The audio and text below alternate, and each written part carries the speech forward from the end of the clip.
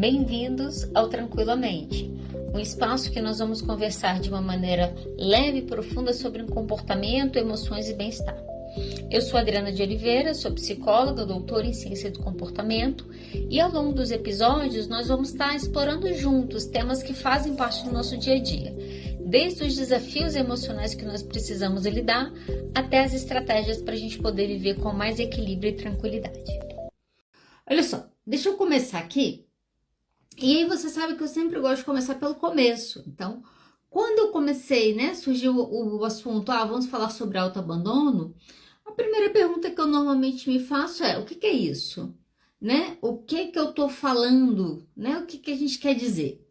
Quando eu fui começar a pesquisar, o primeiro conceito que me veio foi, autoabandono é um hábito. Eu pensei, um hábito? Como assim um hábito? Ninguém se abandona primeiro conscientemente, E como que é um hábito de autoabandono? Isso ficou na minha cabeça, eu falei, não, eu preciso de uma outra definição. E eu vou te trazer uma definição que eu particularmente gostei mais, ok? Quando a gente fala de autoabandono. O que é o autoabandono? É um padrão de comportamento repetitivo, já vou te explicar o que é isso, no qual uma pessoa vai ignorar suas próprias necessidades, sentimentos, limites para agradar o outro, evitar conflitos ou não se sentir rejeitado. Quando a psicologia comportamental vai falar sobre padrão de comportamento, e eu acho que isso aqui é importante, Porque a gente vai falar então de um grande padrão comportamental, a gente está dizendo que um padrão comportamental é um conjunto de comportamentos, então não é só uma única coisa. Eu tenho vários comportamentos que têm a mesma função, ou seja, o mesmo objetivo. E esses comportamentos, eles começam a acontecer de uma maneira repetitiva e eles começam a acontecer de uma maneira generalizada. Então, uma pessoa, por exemplo, que é mais passiva, ela é passiva normalmente em casa, ela é passiva no trabalho. A gente vê uma generalização daquele comportamento, que é o quê? Não diz não, fala baixo, tá sempre em silêncio, engole as coisas calada. Quando isso acontece, isso começa a acontecer em N dimensões na vida da pessoa, a gente vai falar de um padrão comportamental. Então, quando a gente fala que uma pessoa ela se autoabandona, ela não cuida dela como ela deveria fazer, a gente está dizendo que é uma série de comportamentos pequenos e grandes que a gente vai emitir que vai ser nos abandonar, nos deixar para depois, E a gente vai fazer muito isso, eu vou te explicar hoje por quê. Qual que é esse padrão? O que eu posso esperar então quando eu falo de autoabandono? A gente está falando de pessoas aí que falam sim quando querem dizer não, esquecem de si para cuidar dos outros, se silenciam para não entrar em conflito. Algumas pessoas se vitimizam. Então, existem algumas pessoas que se vitimizam, por quê? Por quê? Por que o outro não está cuidando de mim? Então, essa é uma coisa que aparece. E aí, quando você vira e fala, tá, mas por que você não está cuidando de você? Já fez essa pergunta para um paciente alguma vez? Por que você não está cuidando de você? A pessoa está reclamando que ninguém está cuidando, então você fala, tá, mas por que você não cuida de você? A resposta padrão é, eu não tenho tempo ou eu não tenho dinheiro. Gente, quase 99% das respostas, quando a gente propõe autocuidado, quando a gente propõe, vamos tentar trabalhar com você um pouco diferente, normalmente é eu não tenho tempo ou eu não tenho dinheiro. E a verdade é que se eu falo com frequência eu não tenho tempo, eu não tenho dinheiro, eu não mudo coisas na minha vida, isso pode ser um bom sinal, um grande sinal que você se abandona mais do que você gostaria de se abandonar. Então, isso pode ser um indicativo que você faz isso com muita frequência. Mas por que a gente se autoabandona, Por que de repente eu me largo para estar num outro relacionamento e agora eu só vivo aquela pessoa e aquele relacionamento? Por que a gente casa ou tem filho e de repente a gente vê a nossa vida somente em função daquilo e parece que não existe nada mais?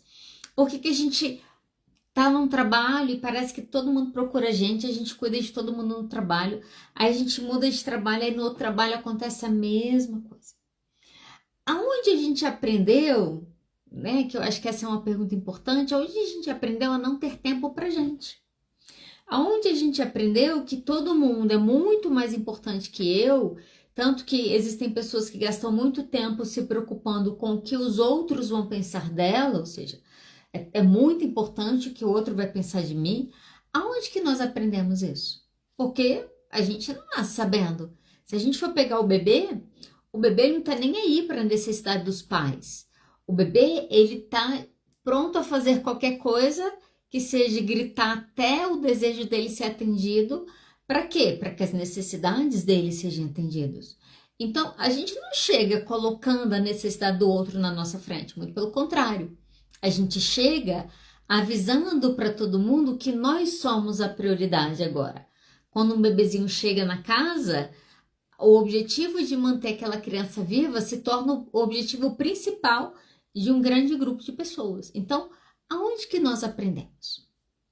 Olha só, a terapia sistêmica, ela vai defender que nós vamos nascer completamente fusionados com as nossas mães. Então, a gente sabe ali que no início da nossa vida, o bebê não consegue diferenciar onde ele termina e onde a mãe começa. Ele acredita que ele é um só. Então, a gente nasce nessa simbiose, a gente vai nos desenvolvendo, a gente vai se separando. Então, eu vou me separando da minha mãe. Depois, eu vou criar um ego que eu vou me separar mais, né, dos grupos, das famílias. Eu vou começar a ter um princípio do eu em mim, eu começo a me diferenciar e eu vou me desenvolver. Então, eu chego com 100% de dependência e o meu objetivo é caminhar para 100% de autonomia. E nesse processo, a terapia sistêmica fala que a gente vai passar por um processo de individualização. A gente vai precisar ir nos identificando e nos individualizando para a gente conseguir chegar a 100% de autonomia. Beleza. Como que eu faço isso? Como que a família faz isso? Então, basicamente, eles vão defender que existe um ciclo ideal de aprendizagem sobre o cuidado, que é o quê? Primeiro, eu sou cuidada. Então, quando nós chegamos, né, a gente afeta muito o ambiente. Se eu estou aqui e você está me ouvindo, é porque alguém cuidou da gente. Então, a nossa primeira experiência no mundo é nós somos dependentes e tem alguém cuidando de nós. Depois que eu passo ali 1 ano, 2 anos, às vezes 3 anos, com 100% de cuidado do outro cuidando de mim, agora vai começar um processo que os pais vão ensinar para a criança para que elas cuidem dela. Então, elas vão começar a cuidar do quarto, elas vão começar a cuidar da roupa, elas vão tomar banho sozinhas, elas vão cuidar delas, elas vão cuidar dos brinquedos, elas vão aprender que agora elas precisam cuidar delas, elas vão aprender a cozinhar, né? À medida que ela vai crescendo, essas crianças vão adquirindo habilidades para quê? Para cuidar de si. Na teoria, depois que a gente passa ali, depois da adolescência, na nossa vida adulta, a gente começaria um processo que agora eu cuido do outro. Então, basicamente, eu sou cuidada, me ensinam a cuidar de mim e agora eu cuido do outro. Ok, esse deveria ser o ciclo de aprendizagem. Mas qual que é o ciclo que normalmente a gente observa? Cuidam de você, né? Senão você não estaria aqui. Às vezes cuidam mais ou menos, cuidam com muita negligência. O que que significa cuido com muita negligência? Significa que existem várias necessidades que aquela criança precisava e que isso vai ser às vezes negligenciado. Então, a criança precisa de afeto, de atenção, de colo, de segurança, de autonomia, né? O pai que confia, vai, você consegue, você vai fazer. Cuidam de mim, às vezes muito mais ou menos, falta uma série de coisas. E aí, quando eu começo a não precisar mais tanto, o que que acontece em muitas famílias? As crianças começam a cuidar dos pais. Então, tem muitas crianças que muito cedo assumem cuidados emocionais com seus pais. É a mãe que tem medo e que agora, quando o marido viaja, essa criança dorme na cama dela, olha só. Essa criança adquire uma função de alívio para essa mãe. Essa criança cuida emocionalmente dessa mãe.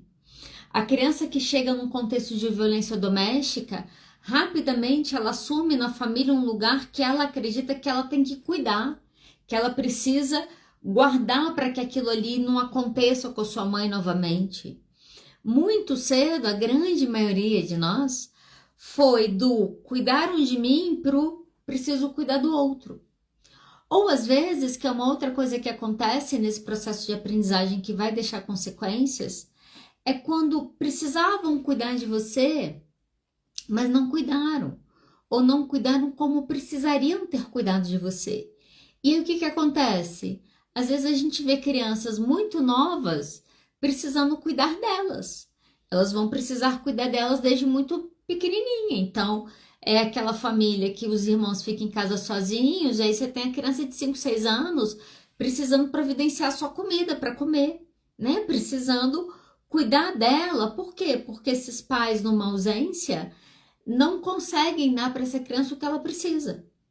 Só que o que vai acontecer se lá na minha infância, que era um momento que eu vou ter um modelo de cuidado, que lá na minha infância, que vai ser um momento que eu vou ter um modelo que eu vou aprender a cuidar de mim para depois eu vir cuidar do outro, o que acontece quando não estão cuidando de mim? Eu preciso cuidar de mim desde muito nova, ou desde muito nova eu me torno uma muleta emocional no meu contexto de família.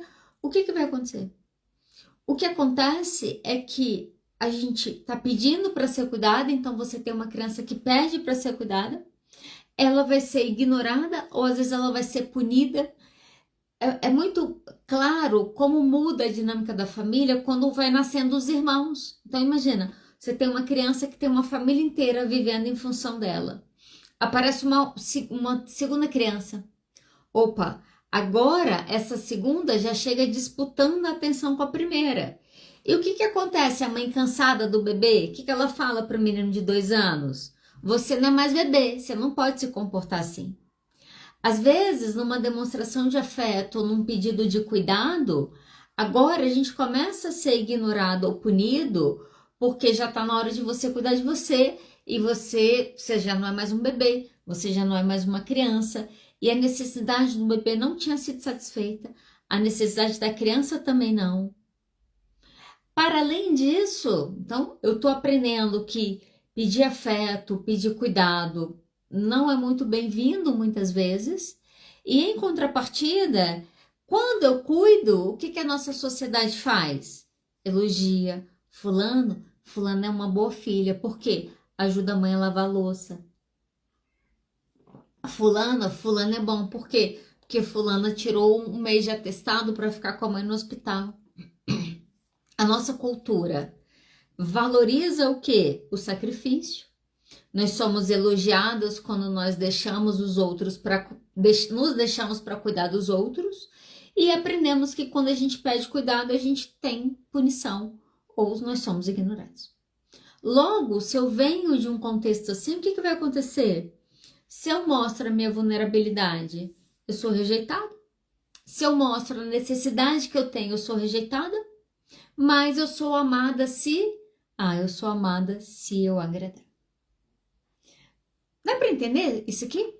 Então, um processo que deveria ser satisfazem as minhas necessidades, me ensinam como que eu faço isso e depois falam, agora você precisa cuidar do outro, esse seria um degrau saudável que deveria acontecer. Não é o que acontece. O que acontece é, nós rapidamente precisamos ou cuidar de nós ou cuidar do outro. E aí a gente perde um equilíbrio e muitas vezes o que acontece é que você vai ver, é uma coisa que eu observo, quase 2 grandes padrões aparecendo. Quando eu tenho esse jogo do não posso demonstrar minha necessidade porque eu tenho uma punição chegando e eu preciso agradar porque eu preciso ser amada e isso vai ser elogiado se eu faço isso, a gente começa a criar personas. A gente começa a criar personas que nós não somos, só que é muito maluco porque a gente começa a repetir tanto aquilo e a gente repete tanto, e a gente repete tanto, que a gente começa a acreditar que a gente é aquilo. E aí, uma vez que a gente começa a acreditar que a gente é aquilo, a gente vive aquilo achando que aquilo é grande verdade da nossa vida, até que a gente adoece. Aí chega a ansiedade, a gente encara uma depressão, a gente começa a se sentir vazio, a gente começa a não ter muita esperança no futuro. E aí, nesse momento que ruiu, por quê? Porque eu fui tudo que estavam pedindo que eu fosse. E eu cuidei de todo mundo como me falaram que eu deveria fazer. E eu me adaptei o máximo que eu pude, porque me ensinaram que o correto seria eu me adaptar. E aí deu errado, aí nesse momento a gente colapsa. Aí a gente entra num colapso emocional, de uma desesperança, uma depressão, uma ansiedade. E aí, nesse momento que nós estamos extremamente vulneráveis e fragilizados, o que a gente precisa? A gente precisa de alguém para cuidar da gente. E aí, olha que maluco. Eu não cuidei de mim, eu vou me abandonando, até o momento que eu entro num colapso de saúde mental, normalmente é isso que acontece, às vezes físico. Aí, nesse momento, eu tô num lugar de extrema vulnerabilidade, que eu preciso ser cuidada. E aí, muitas vezes nesse momento, os adultos se deparam com alguns problemas. O primeiro deles é que eles se deparam com o fato de que eles não sabem cuidar deles. Eles nunca fizeram isso. Eles nunca cuidaram bem deles. Eles nunca aprenderam a se colocar limites de maneira saudável. Eles nunca aprenderam a lavar suas roupas, a prepararem as suas comidas, a gerenciarem as suas agendas. Eles nunca aprenderam a fazer isso, a marcarem os seus médicos. Eles nunca aprenderam. E o segundo problema que muitos adultos se deparam, sabe o que é? É que às vezes eles precisam ser cuidados e eles olham ao redor e não existe ninguém para cuidar deles. Aí você fala, isso não é possível. Isso é possível sim, ok?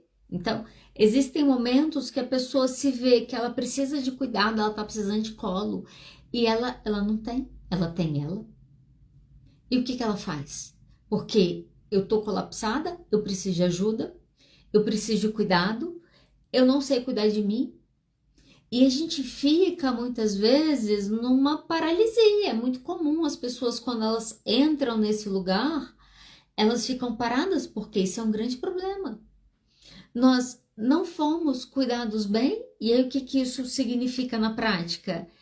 A maioria de nós cresce não gostando de quem nós somos, e a consequência disso é que nós não cuidamos de quem nós não gostamos. Então a gente também não acha que é importante a gente privilegiar o nosso próprio autocuidado. E a gente vive num contexto de família, muitas vezes, que é o quê? A gente tá vendo, principalmente se a gente pega a mulher tá cuidando. Cuida do pai, cuida do filho, cuida do marido.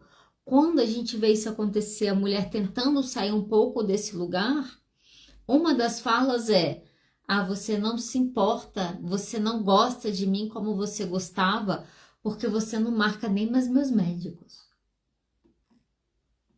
E aí a gente cai na culpa. Olha só, eu tenho essa história, né? Essa história de que nós não fomos cuidados adequadamente. Não cuidaram de mim adequadamente, não me ensinaram a cuidar de mim. Virei muleta emocional muito novinha, né? A vida caminha desse jeito. Quais são as consequências disso? Ou muito nova, precisei dar conta de mim, então tô eu criança precisando cuidar de mim. Para onde que a gente vai? Duas grandes consequências que isso aqui vai produzir. Isso tem uma tendência a produzir pessoas que têm dependência emocional.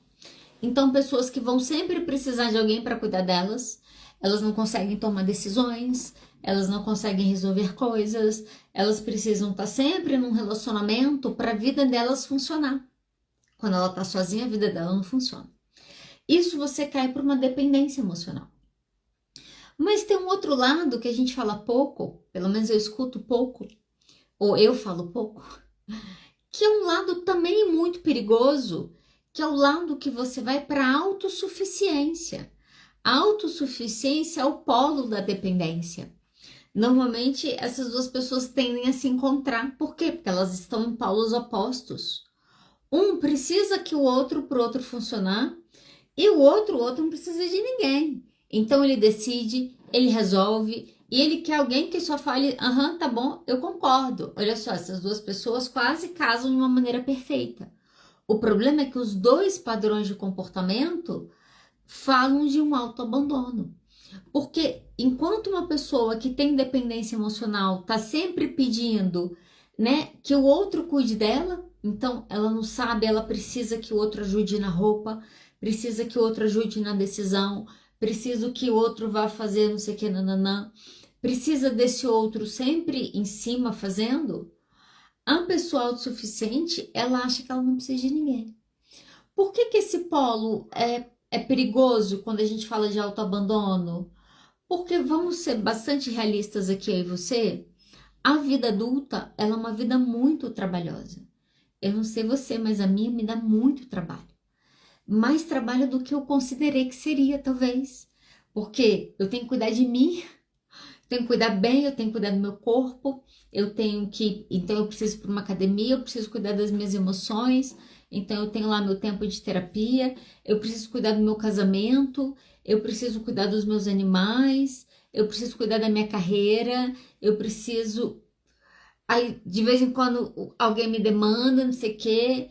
Quando a gente vai ver a lista de coisas que a gente precisa cuidar, gente, é humanamente impossível. Se alguém está conseguindo, por favor, me avise. Tá, mas o que que significa na prática? Na prática significa que para eu cuidar bem de mim, significa que eu preciso pedir ajuda, porque vai ter hora que eu preciso de um monte de gente para me ajudar a cuidar de mim. Quando eu faço a minha terapia, eu tô indo para um lugar que eu vou cuidar das minhas emoções, porque eu entendo que sozinha é difícil eu cuidar daquilo. Então eu abro uma hora na minha agenda para isso. Mas a pessoa com dependência não vê isso e ela se abandona muitas vezes pelo outro, porque como ela precisa do outro, ela se abandona para agradar esse outro precisa cuidar da vida dela. E no outro polo, a gente também vê um problema, que é o quê? Eu não preciso de ninguém, eu faço isso sozinho. Isso são sinais que você pode ser uma pessoa que se autoabandona. Deixa eu te dar 5 sinais, tá? Rapidamente, para você saber se você tá nessa categoria ou não. Como saber se você se autoabandona? Não vou nem falar em qual polo você tá, mas só se você se autoabandona. Primeira coisa, você se coloca por último sempre? Então as pessoas vão decidir uma comida. Você dá a sua opinião, você fala, qualquer coisa que você pedir tá bom. Você vai ter uma viagem, você dá a opinião para onde você quer ir ou o que o grupo decide você aceita? Ah, não, porque eu não me importo. Tá, mas você não tem vontade própria? Como que é isso? Isso é uma falta de cuidado com você e com as suas necessidades. Se tem um dia que você tá com vontade de comer carne e você chega e fala, ah, preciso comer carne hoje. Seu marido fala, vamos comer massa. E você fala, ah, hoje eu não quero. Você pode propor, não, eu como carne, você come massa. Ele fala, ah, não, você não pode comer carne hoje. Você fala, ah, não vamos pedir duas coisas. Tá, então a gente vai comer massa. É um exemplo simples. Mas lembra que eu falei sobre padrão de comportamento repetitivo? O problema não é você abrir mão um dia. O problema é você abrir mão todas as vezes. Porque você começa a abrir mão tanto do que você quer, do que você pensa, para onde você quer viajar, o que você quer comer, o que você quer assistir. E você vai abrindo mão, que chega uma hora você não sabe nem mais o que você gosta. Você não sabe mais quem que você é. Nesse momento, provavelmente você se perdeu, ok? Então, isso significa um autoabandono. Você ignorou. Segunda coisa, isso aqui, olha, se você fizer, você é um forte candidato para uma pessoa que se autoabandona. Você cancela compromissos pessoais para se encaixar na agenda do outro. Você faz isso? Eu confesso para vocês que eu fazia isso, tá? Mas agora eu parei.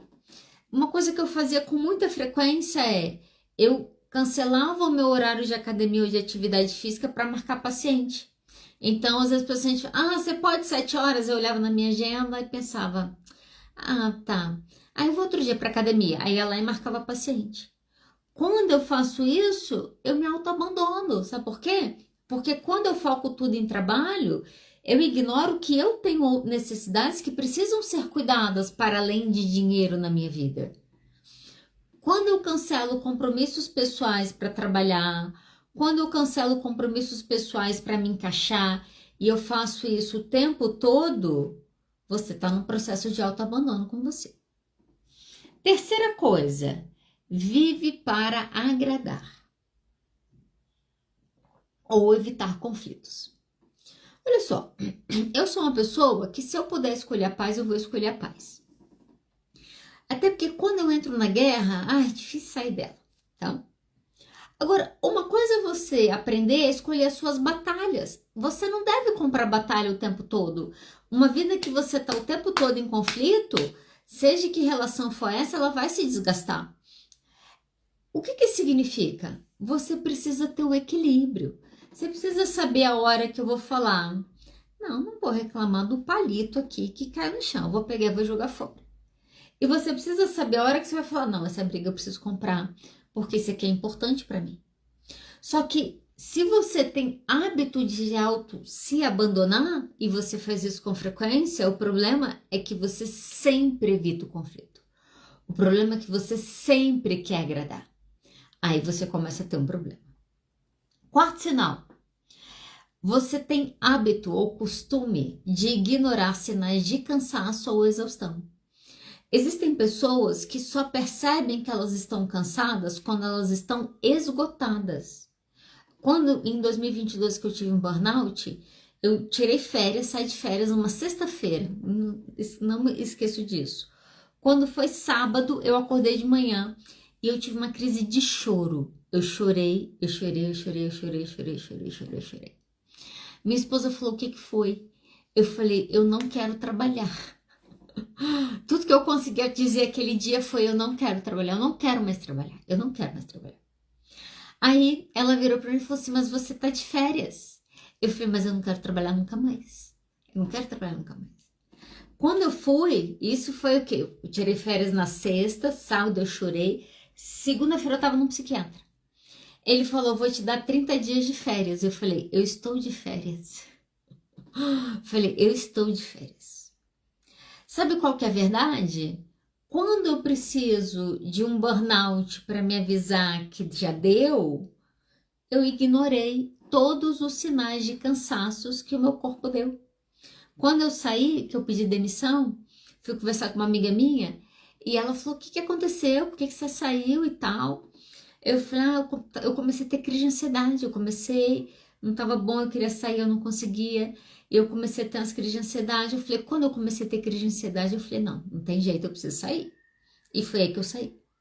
Quando eu terminei de falar isso, ela virou para mim e falou assim, entendi. Então você precisava ter saído 2 anos antes, mas você não teve coragem de fazer isso.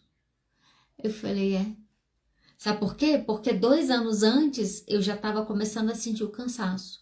Eu já estava começando a me irritar, já estava começando a me tirar mais do sério a coisa. E o que nós fazemos? A gente ignora. Ao ignorar, você abandona e ignora as suas necessidades. Quinta coisa, para ver se você se encaixa aqui como um possível abandonador de si mesmo. Não consegue pedir ajuda ou expressar vulnerabilidade. O pedir ajuda entra muito no que eu estava te dizendo de pessoas que são muito autossuficientes. Isso vai acontecer quando você precisa cuidar de você desde muito pequenininho. Se falta o cuidado do outro em relação a você e você vai precisar saber como se colocar nesse mundo para se proteger, vai ser mais natural que você tenha dificuldade de pedir ajuda, porque todos os seus pedidos de ajuda foram negados ou foram punidos. Então, a gente não faz isso. Para além disso, a gente vai ver dificuldade em expressar vulnerabilidade. Você quer ver uma das emoções mais difíceis da gente expressar? Hoje eu fiquei pensando nisso. A gente expressa tristeza relativamente fácil, então de vez em quando você vê alguém chorar, a gente não estranha muito quando a gente vê alguém chorar. A gente vê muita expressão de raiva, né? É nítido quando a raiva vem, você vê ela, é muito claro. A gente vê a expressão do medo no coração acelerado de uma pessoa tendo uma crise de pânico. A gente vê muito, o que mais que a gente vê muito? Euforia, né? Pessoa no estado de mania, alegria, ela é uma emoção marcada, a gente olha no rosto das pessoas, a gente vê. Você quer ver uma emoção que a gente quase nunca expressa? Vergonha. A gente quase nunca expressa vergonha. Sabe por quê? Porque a gente evita. Por que a gente evita? Porque a vergonha expressa a sua vulnerabilidade. É você se sentindo inadequado, é você sentindo que você não sabe. É uma expressão de vulnerabilidade que eu posso te dizer aonde que eu vejo? Na terapia. Então, de vez em quando acontece, um tempo atrás mesmo um paciente falou comigo, ele chegou na sessão, ele falou, sabe de uma coisa? Eu falei, o que foi? Ele falou assim, eu tô com vergonha. Ele falou, essa semana eu pensei que eu não queria vir, eu não queria estar aqui. Porque eu tô com muita vergonha de estar aqui. Eu falei, por quê? Ele falou, porque tem um ano. Ele falou, Adriana, hoje eu fiquei pensando, tem um ano que eu venho aqui, tem um ano que eu falo isso. Eu me pergunto, você não tem vergonha na cara? Você vai lá de novo, falar a mesma coisa de novo. Ele falou, eu fico com vergonha. Eu falei, que bom que você pode me falar que você tá com vergonha, porque a terapia é o lugar das vergonhas mesmo, para a gente vivê-las. O processo emocional, né, eu tento explicar isso para o paciente, envolve muitas vezes a repetição, que os nossos cônjuges, filhos e amigos muitas vezes não suportaria. Por quê? Porque é cansativo mesmo.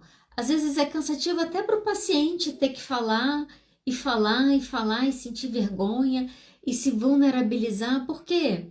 Porque os nossos processos emocionais, eles não são iguais a outros processos. Não é um osso que quebra e que em 30 dias está no lugar. Muitas vezes a gente está tendo que processar coisas que foi uma vida inteira sendo construída. Expressar vergonha, né? Quando você chega, quando o paciente fala, eu tô com vergonha, né? E você está sentindo aquilo e você permite essa expressão, é você permitindo expressar a sua vulnerabilidade. Com quantas pessoas a gente faz isso? Eu lembro, eu tenho uma amiga minha, ela foi muito importante para mim em muitos momentos assim na minha vida, de processos emocionais mesmo. E eu lembro que teve e eu tava conversando com ela, ela falou, o que foi? Eu falei, eu não consigo falar. Ela falou, como assim você não consegue falar? Eu falei, eu tô com vergonha. Eu senti uma vergonha, assim, tipo assim, você não pode falar que você pensa isso. Eu falei, eu tô com vergonha. Aí sabe o que ela falou pra mim? Ela falou, e se os amigos não forem as pessoas para você expressar vergonha, você vai expressar para quem? Eu respondi, pros terapeutas. Ela riu, eu ri na hora, e aí eu contei pra ela. Olha só, quantas pessoas que a gente consegue falar, se expressar, pedir ajuda, se vulnerabilizar? Isso, quando você tem dificuldade de estar nesse lugar, você está negligenciando coisas importantes a seu próprio respeito. Então, você precisa tomar cuidado com isso aqui. Olha só, vou caminhar para o final, até para não tomar muito seu tempo hoje. E eu quero falar como que a gente começa a romper. Porque, de maneira geral, gente, não sei se tem alguém acertando, tá? Não sei se eu tô exagerando também, mas de tudo que eu escuto, o que eu escuto os adultos me dizendo é que é difícil pra caramba. É difícil pedir ajuda, é difícil se vulnerabilizar, é difícil não agradar, é difícil não se adaptar ao outro, é difícil não querer que o outro cuide da gente.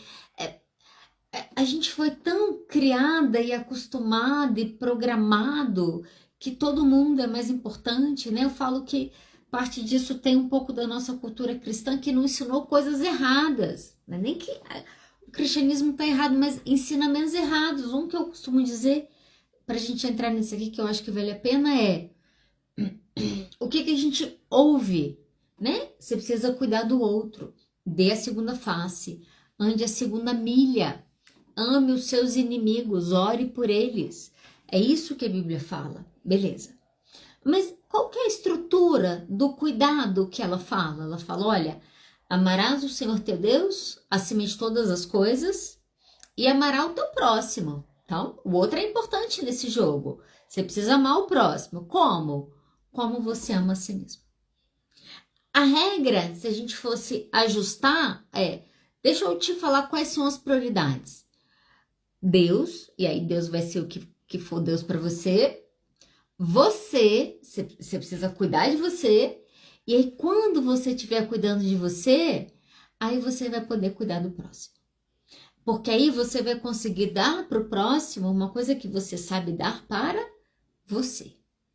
É assim que a coisa é pregada e nos é ensinado? Tanto que, de maneira geral, as pessoas sentem-se mal, elas sentem culpa, elas sentem que elas são pessoas péssimas. Quando que? Quando elas se priorizam em detrimento do outro. Gente, eu escuto isso nos consultórios. As mães que se chicoteiam, né? Que se martirizam porque saíram para cuidar delas e deixaram o filho fazendo sei lá o quê. As pessoas que se martirizam porque não estão conseguindo dar tudo que acha que precisa dar para os seus pais. A sensação que eu tenho, sabe? Entre ano e sai ano que eu atendo, é que nós estamos abandonados. E tão abandonados porque é todo mundo menos a gente, é todo mundo o tempo todo menos a gente. E quando a gente olha para uma geração muito criticada, que é a geração Z, às vezes eles caem para o outro ponto, que é o ponto da autossuficiência. Então eu também não preciso de você e eu vou viver uma vida individual. Isso vai ser um grande problema, porque nós temos necessidades e parte delas a gente precisa do outro. Olha só, deixa eu focar aqui para eu caminhar para o final. Como que você sai? Como que você rompe esse ciclo? A primeira coisa, você precisa aprender a se escutar. Para de reagir a tudo, né? Se permita sentir sem reagir. Esse é um treino. O que é sentir sem reagir? Tô com raiva. Nossa, caramba, tô com raiva. Deixa eu sair daqui. Deixa eu olhar para minha raiva. Deixa eu ver o que eu tô com raiva. Por que isso me gera raiva? A gente precisa aprender a ouvir as nossas emoções, porque elas estão falando do quê? Elas estão falando das nossas necessidades. Aprenda só a escutar, sem agir. Aprenda a segunda coisa, que se essas duas coisas são interligadas, aprenda a validar as suas emoções. Eu escuto coisas às vezes difíceis, que as pessoas têm muita vergonha de falar, que as pessoas contam sentindo muita culpa, sentindo muita dor emocional, aquilo é uma mágoa profunda, e as pessoas me contam coisas sérias de violências graves que elas vivenciaram. E quando elas terminam de contar, muitas vezes, elas enxugam as lágrimas, elas se ajeitam na cadeira e elas falam: ah, mas isso é besteira. Ah, isso aí é besteira, isso aí é... Eu falo: como assim isso é besteira? Como assim o que você viveu é besteira? Por que isso é besteira? Olha só, nós estamos num processo o tempo todo de invalidação das nossas emoções. Se eu passo por uma situação que vem uma emoção e eu falo que isso é besteira, o que vai acontecer na verdade é que você vai gerar um grande problema para você. Você vai começar a escalonar as suas emoções. Deixa eu te explicar isso aqui. Quando uma pessoa está nervosa, o que você deve fazer é nomear a emoção que você vê. Então, ao invés de eu falar: calma, Alessandra, fica calma. Se eu falo fica calma, a Alessandra é capaz de gritar comigo e falar: eu tô calma. O que eu fiz? Eu fui dar um contraponto. Eu não posso fazer isso. Isso piora a situação. O que eu preciso fazer numa situação dessa? Eu tô vendo que você tá irritada. Eu tô vendo que você tá nervosa. Eu tô vendo que você tá triste. Eu valido a emoção. Eu falo: você tem direito de sentir isso. Eu tô vendo que você tem direito de sentir isso. Eu escuto. Nós estamos tristes, aí nós ficamos tristes porque nós estamos tristes, nós não deveríamos estar tristes porque a nossa vida é ótima. Nós ficamos irritados, pelo menos eu vivencio isso, eu fico irritada porque eu tô irritada. Como que eu tô irritada? Por que eu tô irritada? Eu fico irritada porque eu tô irritada. Aí quando eu tô irritada porque eu tô irritada, o que eu faço? Eu fico mais irritada. A gente escalona as nossas emoções. Toda vez que, quando eu sinto elas, eu falo para mim mesmo que eu não devo senti-las. Quando você faz isso, isso é só mais um dos muitos abandonos que nós fazemos com a gente emocionalmente. Então, ouvir a minha emoção, o que eu faço? Eu valido a minha emoção, né? O que foi? Tô com raiva. O que foi? Tô frustrada, tô triste, né? Queria que aquilo acontecesse, não aconteceu. O que foi? Hoje eu queria matar 5 pessoas na rua, mas eu sei que ninguém valeria a pena. hoje foi um dia difícil. Eu valido as minhas emoções, eu acalmo, eu acolho, é isso que eu tô fazendo. Terceira coisa, hein, que eu tô falando muito hoje, vamos lá, terceira coisa, expresse seus limites. Então, se você vem de uma história de autoabandono, provavelmente você tá priorizando todo mundo em detrimento de você. Você precisa começar a aprender a colocar limites. Comece a colocar aos poucos, mas comece a falar não mais sinceros. Essa coisa de menopausa, climatério, inferno na vida e 50 mil coisas que aconteceu comigo nos últimos anos, eu mudei algumas coisas e uma das coisas que eu mudei foi meus hábitos noturnos. Então eu sou uma pessoa hoje que dorme mais cedo do que eu dormia e o sono se tornou uma coisa muito, mas muito importante para mim. E aí, quando foi esses dias atrás, uma amiga me mandou mensagem me chamando para ir num teatro do filho dela. Ela falou, vai ter teatro, não sei o que, nananã. Você podia ir, vai ser muito bom se você fosse, tá, não sei o que. Eu falei, tá bom, quando estiver perto me avisa e aí você me fala.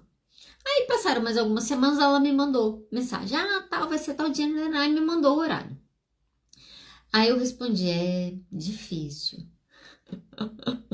Aí ela falou, vai começar muito tarde para você, né? Eu falei, olha, nesse exato momento eu ainda não tô aceitando compromissos que comecem a partir das 8. Eu tô aceitando os compromissos que começam a acabar às 8 e não que comece às 8. Aí ela riu, eu ri. Ela falou, não, tá bom, depois a gente come no almoço. Falei, tá bom. Dê não sinceros, dê não honestos. Sabe o que a gente faz? A gente não fala que a gente não quer ir, a gente não fala que a gente não gosta, a gente não consegue fazer isso e a gente fica se colocando em situações de violência, de autoviolência e depois às vezes a gente ainda culpa o outro. Por quê? Porque você não soube dizer não. Eu nunca esqueço uma época, eu fui fazer uma visita, tava com uma colega, a gente foi fazer uma visita na casa de uma pessoa e a gente chegou lá e começamos a conversar e tal. E aí o pai da pessoa ofereceu suco de caju. Não sei o que, vocês querem suco de caju? E eu detesto caju. A amiga minha falou, nossa, você tem que tomar o suco dele, é maravilhoso.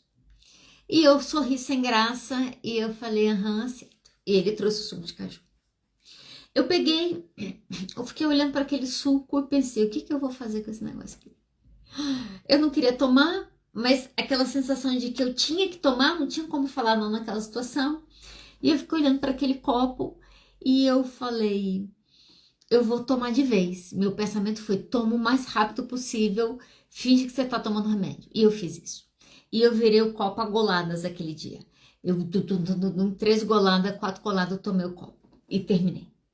Quando eu terminei de tomar o copo, ele virou para mim e falou assim, nossa, você gostou muito, você quer outro? Gente, foi um desespero que subiu em mim, que eu falei não. Falei não, eu aceito água. Falei não, eu aceito água.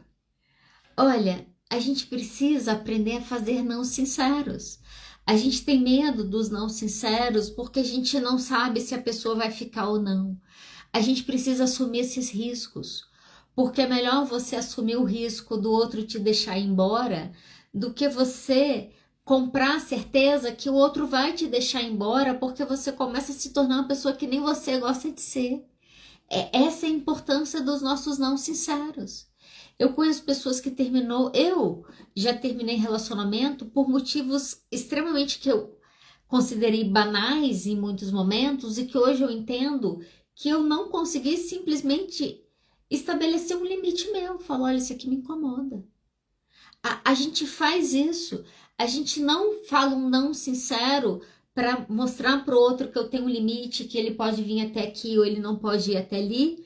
E a gente se boicota. A gente se boicota porque o autoabandono vai te levar a uma autossabotagem. A gente destrói os castelos que nós mesmos estamos construindo. Quando? Quando nós deixamos de falar não sinceros, ok? O não dá uma sacudida mesmo na sua vida, ok? O não posso, o não vou beber, ou o não precisa ser de outro jeito. Tem gente que não quer mesmo, deixa embora, faz parte, né? Fica com quem você vai poder passar uma noite inteira tomando água sem encher o seu saco, porque você está fazendo aquilo daquele jeito. né? A gente precisa dizer não sinceros para mostrar para o outro que a gente tem limite também. Quarto ponto, tô caminhando para o final, prometo para você. Você dificilmente vai conseguir cuidar bem de você se você não tiver autocompaixão. Eu poderia ter falado de autocompaixão até no sentido de validação das emoções, porque olha só, quando eu não valido e quando eu não aceito e quando eu brigo com as minhas emoções, o que está acontecendo é que você não tem compaixão com você. Então, nós nos criticamos porque há 10 anos atrás a gente tinha que ter feito uma decisão X, Y, Z. A autocompaixão é um processo que você começa a aprender a fazer paz com você, com as decisões que você tomou ou com os fracassos que você tem, né? Isso é autocompaixão. É você conseguir ver uma situação e não partir para uma emoção de raiva ou de crítica com você.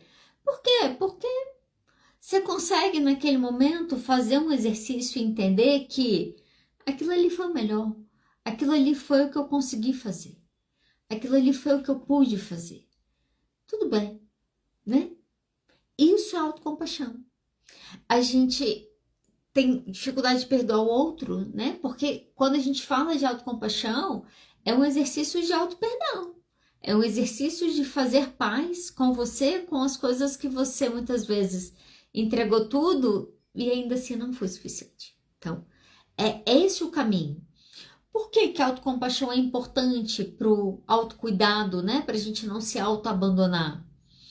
Ele é importante porque ele é o processo para você gostar de você. E eu quero terminar falando isso, ok? Uma das coisas que você precisa fazer para aprender a cuidar melhor de você precisa aprender a gostar de você. Nós temos uma tendência de não priorizar coisas que não são muito importantes. A gente tem uma tendência a não gastar muito tempo com coisas que a gente acha que não vale muito. A gente despreza aquilo.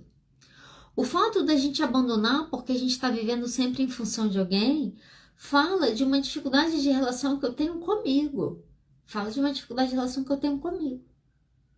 Esses dias eu estava conversando com uma pessoa, vou terminar, prometo. E a pessoa virou para mim e falou assim, você se ama? Eu falei, sim. Aí ela virou e falou assim, você se odeia? Aí eu falei, sim. Aí quando eu falei sim, eu respondi 2 sims para perguntas contrárias, eu dei um sim, depois eu dei um outro sim. Ela olhou para mim, ela riu e ela falou, olha, você tá falando a verdade. Eu falei, sim. E eu falei, é por isso que eu faço terapia. Sabe por quê? Porque se a gente cuida da gente desde muito novo, se a gente está cuidando de todo mundo desde muito novo e a gente está precisando se encaixar, a verdade é que parte disso é que a gente vai começar a não gostar da gente. Por quê? Porque em muitos momentos você queria viver coisas diferentes do que você vive. Então, uma pessoa que tem TDAH, ela não gosta dela porque ela esquece das coisas, porque ela perde relacionamento, porque isso compromete muitas coisas dentro de um relacionamento. Uma pessoa que é ansiosa, ela não gosta de ser ansiosa, ela não gosta de nem antes de começar o negócio, já tá pensando 5 anos para frente, mas 10 anos para depois. A pessoa não gosta. As pessoas não gostam de ter depressão, as pessoas não gostam de ter autismo, as pessoas não gostam de ter diagnósticos, elas não gostam. Na verdade, elas detestam. Elas gostariam de ser normais, elas gostariam de ser como o outro, elas detestam quem elas são. Mas qual que é o problema de eu detestar quem eu sou? É porque aí você não cuida de você. Então, para você melhorar uma relação de autocuidado, né, para você parar de se abandonar o tempo todo, você precisa gostar de você. E às vezes um caminho que a gente precisa fazer para a gente aprender a gostar da gente é fazer terapia. A gente tem que fazer terapia, eu tenho batido um pouco nessa tecla, que não é só ir para terapia. Você tem que sustentar a terapia. Eu tenho que sustentar a angústia que eu sinto semana após semana. Eu tenho que sustentar o choro que me vem quando eu falo daquele trauma lá que eu vivi. Eu tenho que sustentar o fato de eu chorar sem gostar de chorar. Por quê? Porque naquele lugar eu me sinto vulnerável. A gente precisa aprender, muitas vezes, ir para um lugar que eu sou escutado sem invalidação, que eu consigo ser ouvida e que eu consigo me ouvir, que eu consigo me entender e que consigo sentir raiva e que aquilo consegue doer e que ao mesmo tempo que eu estou vivendo aquele monte de coisas, eu estou num espaço que eu estou aprendendo. O quê? A cuidar de mim. Eu já me vi fazendo isso em terapia. De vez em quando eu aperto minha terapeuta, porque eu já me vi em momentos de eu falar, e aí, como que faz esse negócio aí? Eu não sei como que faz isso. Eu já vi meus pacientes me fazer essas perguntas, né? Ah, tem que cuidar, tá. E como que faz isso? Como que é? Sabe por quê? Porque às vezes a gente tá num colapso e de fato a gente não sabe fazer, não nos ensinaram. Se permita ir para um lugar que é um lugar doloroso, sim, mas é um lugar de cuidado. Vou terminar com essa história, tá? Eu tenho uma tia minha, até desligar meu tablet aqui. Eu tenho uma tia minha, tava conversando com a minha prima, e a gente conversando, e eu virei pra minha prima e falei assim, por que sua mãe não vai pra terapia? Converse com a sua mãe precisa fazer terapia. Ela falou, Adriana, minha mãe fez terapia, minha mãe começou a fazer terapia. Eu falei, por que ela largou? Ela falou que ela virou pra ela e falou o seguinte, ela falou, eu tava fazendo terapia, mas eu parei. Por quê? Porque eu ia para terapia, falar sobre coisas que eu não queria, aí eu me sentia angustiada na terapia, aí eu ia para um lugar para me sentir angustiada, não, eu prefiro não ir. Quando nós escolhemos não ir para um lugar que nós nos sentimos angustiados e sustentar a nossa angústia de tal maneira que a gente entenda que eu preciso mudar, e no momento que eu entendo que eu preciso mudar, significa que eu preciso cuidar melhor de mim, e cuidar melhor de mim significa que eu preciso falar mais nãos, significa que eu preciso colocar limite, significa que eu preciso me colocar limite. Quando eu não consigo sustentar esse lugar, eu saio de um lugar que eu sinto 1 hora de angústia por semana e eu volto para viver uma vida que eu tô doente o tempo todo, que eu tô angustiada o tempo todo, que eu tô precisando tomar remédio para suportar o tempo todo. O processo de mudança ele é difícil, porque não envolve você só começar, envolve você sustentar, envolve você pedir ajuda. Ano passado, quando eu me vi numa situação que eu tinha que fazer atividade física, não tinha como eu ir para um outro lugar, que eu decido para o CrossFit, a minha ida foi um pedido de ajuda. Foi talvez num grupo, eu vou me comprometer mais, porque agora eu preciso de ajuda para conseguir colocar isso aqui em prática na minha vida. É nesses momentos que você passa a cuidar de você como uma prioridade. E para isso você precisa cuidar, você precisa gostar de você. E para gostar de você, provavelmente você vai precisar conseguir fazer um pouco mais de paz com a sua história, com as suas escolhas e com a sua vida. Sabe qual que é o primeiro lugar que a gente começa para cuidar da gente? A gente começa quando a gente para de mentir pra gente. Esse é o primeiro lugar.